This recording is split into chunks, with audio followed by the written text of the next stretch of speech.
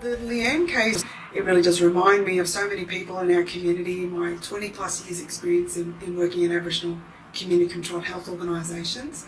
And in particular, it reminds me of myself. I had gestational diabetes with my last pregnancy. The doctor was constantly wanting to test me, start talking to me about some of the problems that this is going to cause, and that made me really worry about, my unborn child, but also what was this going to mean for me for the rest of my life.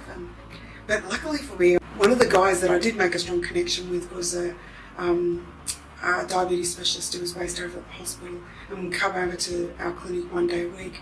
And he actually explained a lot more about gestational diabetes to me and how I could manage it through diet. And I never felt like this was a life sentence. I knew that I would be at risk for the first 10 years at least after the baby was born, but if I continued to stay active and manage my diet, which wasn't that hard, that I would reduce my risk of diabetes.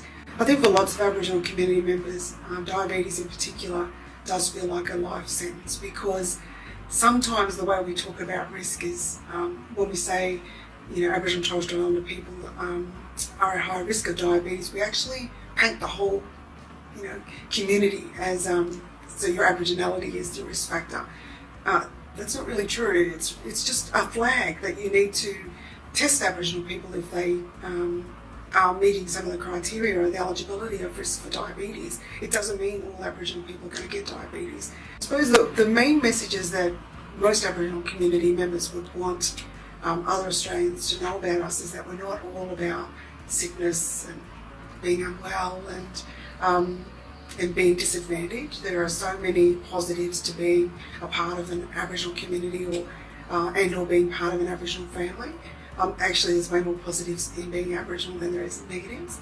And I suppose we do want people to understand that those negative stereotypes do impact on us. It does make us start to feel that that we need to live up to those, or that's all we can expect from life is to be, the stereotype. I don't know how many times I've heard things like, most Aboriginal people are alcoholics or drunks, or they do drugs, or they, live in impoverished conditions, or they don't have any education, or they lack career aspirations. And while that may be true for some people, just like it is in other communities, it doesn't define what an Aboriginal person is or what our culture is about. And our culture is much more about family and connection and caring for each other.